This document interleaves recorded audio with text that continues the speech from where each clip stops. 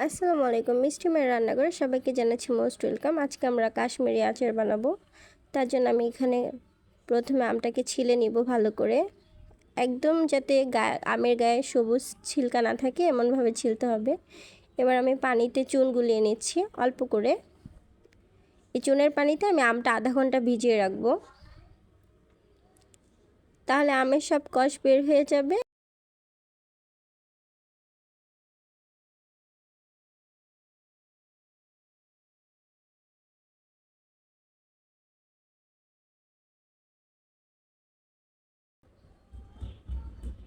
আদাটা লম্বা লম্বা করে কুচিয়ে নিব।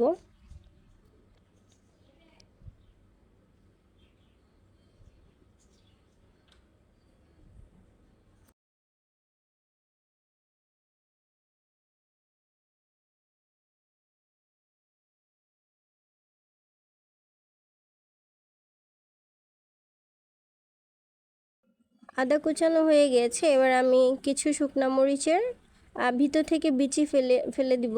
ফেলে দিয়ে আমি শুকনা মরিচটা গোল গোল করে কেটে নিব।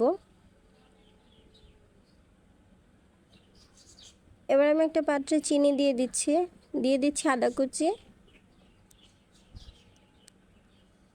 কেটে রাখা শুকনা মরিচ, পাঁচফোড়ন, স্বাদ মতো লবণ। এবার আমি এখানে 1.5 কাপ ভিনেগার দিয়ে দিব। এখানে আমি কোনো পানি অ্যাড করব না, ভিনেগার দিয়ে দিব। আর আমটা আধা ঘন্টা ভিজানোর পরে আমটা উঠিয়ে আমি ফ্যানের নিচে দিয়ে আরও আধা ঘন্টা শুকিয়ে নিয়েছিলাম, যাতে আমের গায়ে পানি না থাকে। কারণ আমের শরীরে যদি পানি থাকে তাহলে আমের আচারটা বেশি দিন টিকবে না।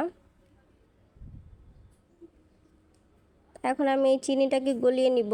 চিনিটাকে গলানো হলে একটা বলক আসলে আমি আমটা দিয়ে দেব, শিরা করে নেওয়ার দরকার নেই।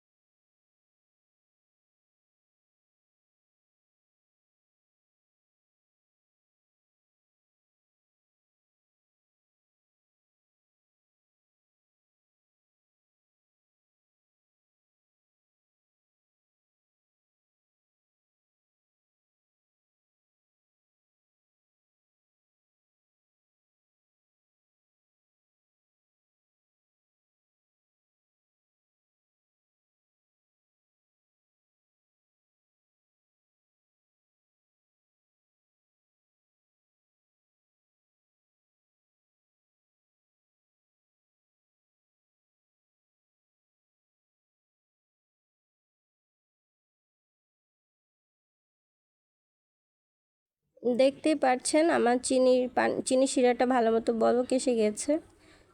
এখন আমি আমটা দিয়ে দিব।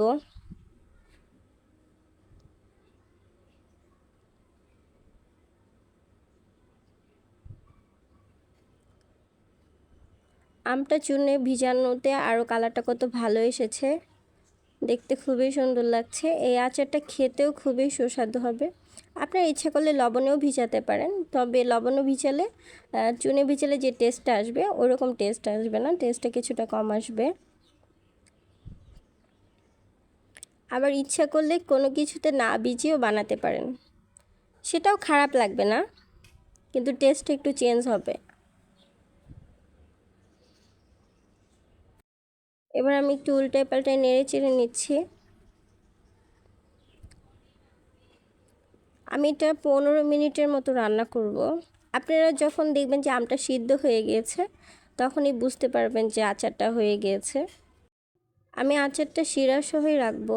শিরা সহ কাচের জারে রাখলে অনেক দিন এটা থাকবে, নষ্ট হবে না। আর আচার বের করার সময় অবশ্যই খেয়াল রাখবেন যে চামচ দিয়ে আচারটা নিচ্ছেন সেই চামচটা যাতে শুকনো হয়, তা না হলে কিন্তু আচারে ফাঙ্গাস পড়ে যাবে, আর ফাঙ্গাস পড়ে গেলে পুরো কষ্টটাই বৃথা, আচারটা পুরোটা নষ্ট হয়ে যাবে।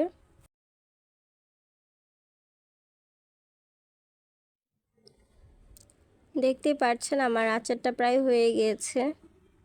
কত সুন্দর একটা কালার এসেছে। এই আচারটা খেতে খুবই মজা। আপনারা ভাত, খিচুড়ি অথবা মুড়ি মাখাতেও খেতে পারেন। অসাধারণ একটা আচার।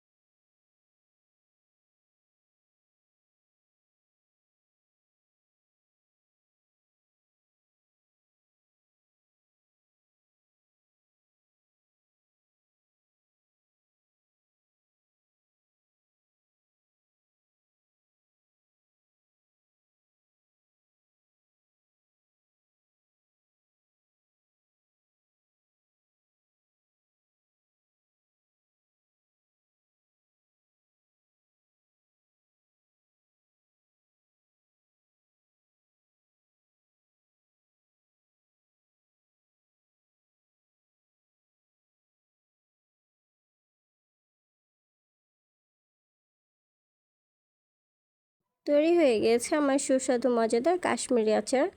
আপনাদের কাছে যদি আমার ভিডিওটা ভালো লাগে তাহলে আমার পেজটাকে সাবস্ক্রাইব করে দিয়ে আমার সাথে থাকবেন। ধন্যবাদ।